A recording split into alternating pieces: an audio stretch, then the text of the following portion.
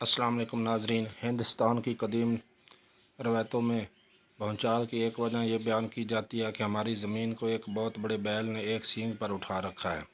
जैसे ही एक सींग थक जाता है तो वो उसे उठाकर दूसरे सींग पर रख देता है। सींग बदलने के इस अमल के दौरान भूचाल आता है। जदीद दौर में भी इसकी तबई तशरीह कुछ ज़्यादा मुख्तलिफ नहीं। माहिरीन अर्ज़ियात के मुताबिक ज़मीन दरअसल शुमाली और जनूबी कोनों तक महदूद थी। फिर तब्दीलियों के नतीजे में इसके बड़े आज़मों की सूरत टूट फूट कर हिस्से हो गए और ये एक दूसरे की सिमत चलना शुरू हो गए। यूरोप एशिया से टकराया तो हिमालय, कोकरम और हिंदोकश जैसे बड़े बड़े पहाड़ इसके टकराव से वजूद में आ गए। आज भी इन बड़े आज़मों का एक दूसरे में घुसने का अमल जारी है, जिसमें कभी तेज़ी आती है तो ज़लज़ले या भूचाल आ जाता है। दुनिया भर में सियासी भूचाल भी कुछ ऐसे ही हैं। किसी भी मुल्क में बड़ा सियासी भूचाल हमेशा उस वक्त आया जब उसने खुद या किसी दूसरे की एमा और ख्वाहिश पर एक आलमी ताकत के सींग से उछल कर दूसरे के सींग पर बैठने की कोशिश की। पाकिस्तान आज इसी भूचाल के मरहले से गुज़र रहा है। अमरीकी सींग पर बैठे हुए इस मुल्क को आज तकरीबन 72 साल हो चुके हैं। अमेरिका में पाकिस्तान के पहले सफ़ीर मिर्ज़ा अबू अल हसन असफ़ानी थे।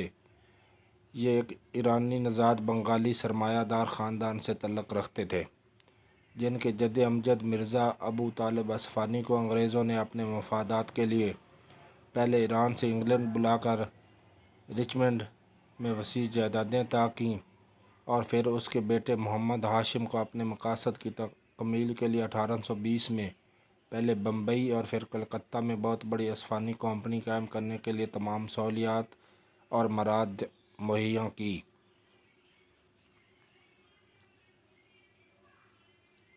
इस ख़ानदान पर अंग्रेज़ की पुश्त पनाही का आलम यह है कि जब बांग्लादेश बना तो तमाम गैर बंगालियों का कत्लेआम किया गया। बेचारे बिहारी आज भी किसी वतन को तरस रहे हैं, लेकिन तकरीबन 100 साल पहले असफ़ान से आकर बंगाल में आबाद होने वाले असफ़ानी ख़ानदान की कारोबारी सल्तनत आज भी ढाका, चिटागांग और सिलहट में महफूज और मामून है।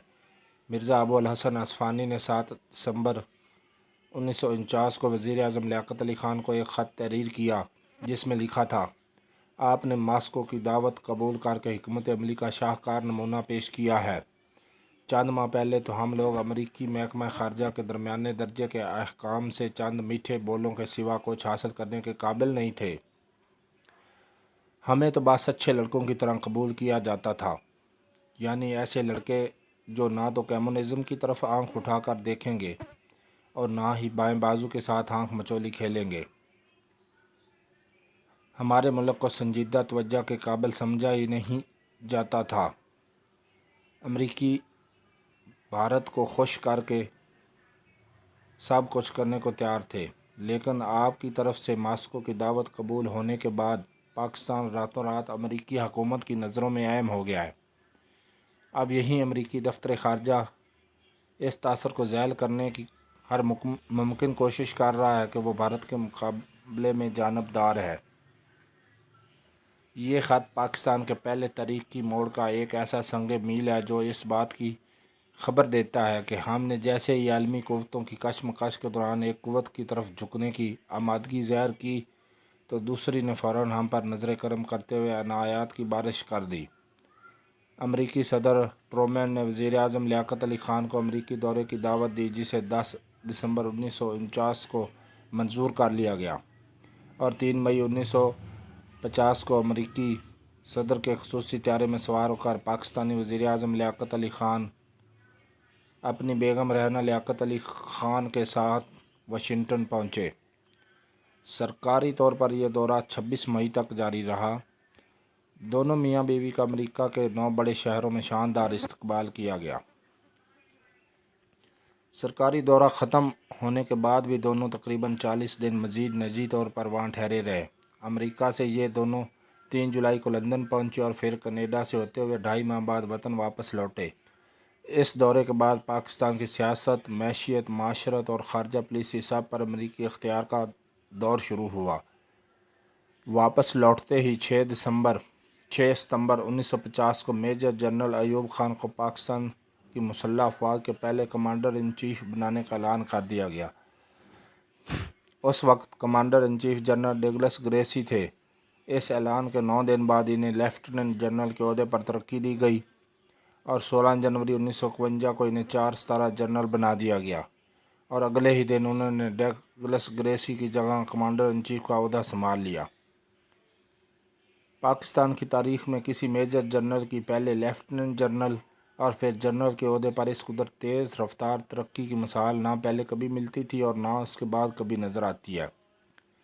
امریکی اب پاکستان کے سول اور ملٹری بیوروکریسی میں مکمل طور پر گھس چکے تھے، اور پاکستان کے سیاسی اشرافیہ بھی انہی دونوں کے زیر و اثر اپنے لیے اقتدار کی راہداریوں میں داخلے کے راستے تلاش کر رہی تھی۔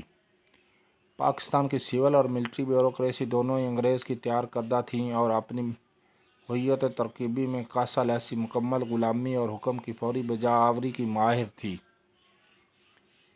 امریکہ اب انہیں برطانوی ماضی کے تسلط سے نکال کر امریکی مستقبل کی طرف لانے کے لیے سرگرم عمل ہو گیا۔ 23 ستمبر 1953 کو امریکی بحریہ کی خفیہ ایجنسی کے ڈائریکٹر نے امریکہ کے joint chief of staff committee کے chairman admiral W Radford کو جنرل ایوب خان کا یہ خاکہ پیش کیا۔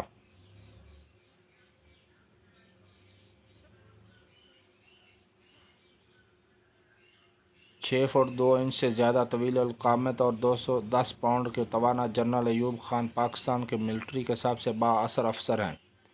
فوج پر ان کی گرفت بہت زیادہ مضبوط ہے اور وہ چھوٹے یا بڑے ہر طرح کی اہمیت کے فیصلے خود ہی کرتے ہیں، کیونکہ وہاں سٹاف افسروں کو بہت کم اختیارات تفویض کیے جاتے ہیں۔ اگرچہ انہیں آفیسر کیڈر کا احترام حاصل ہے، لیکن وہ اپنے ماتحتوں کے ساتھ درستی اور سختی سے پیش آنے کا میلان رکھتے ہیں۔ ان کی شہرت یہ ہے کہ وہ خوب جانتے ہیں کہ کس شے کی جستجو کرنی ہے اور یہ کہ وہ نتائج پر زور دیتے ہیں۔ کہا جاتا ہے کہ انہیں اپنے اور اپنی افواج پر بڑا اعتماد ہے۔ ان کے بارے میں یہ بھی کہا جاتا ہے کہ وہ بہت زیادہ امریکہ نواز ہیں، جاؤ جلال کی بہت زیادہ ہوس اور سیاست کو اپنے فوجی کیریئر سے مخلوط کرنے کے میلان کو ان کی کمزوریاں سمجھا جاتا ہے۔ یہ خط جو اس وقت خفیہ تھا، اب امریکہ نے اپنے سیکیورٹی پیپرز کو افشا کرنے کی پالیسی کے تحت تشت انضمام کر دیا ہے۔ اقتدار کی اسی رسہ کشی کے حوالے سے 2 اہم شادیاں بہت اہم ہیں جو خالصتاً اقتدار کی منزل کے حصول کے لیے کی گئیں۔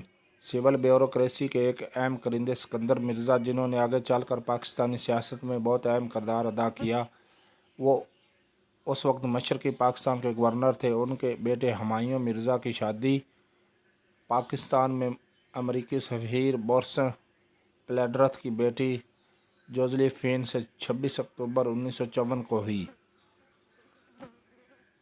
اسی سکندر مرزا کی بیوی نائد امیر تیمور، جو کبھی تہران میں سماجی پارٹیوں کی جان سوشلیٹ مشہور تھی، اس کی دور کی رشتہ دار نصرت اصفہانی والد عبداللطیف عثمانی سے ذوالفقار علی بھٹو نے 8 ستمبر 1951 کو شادی کی۔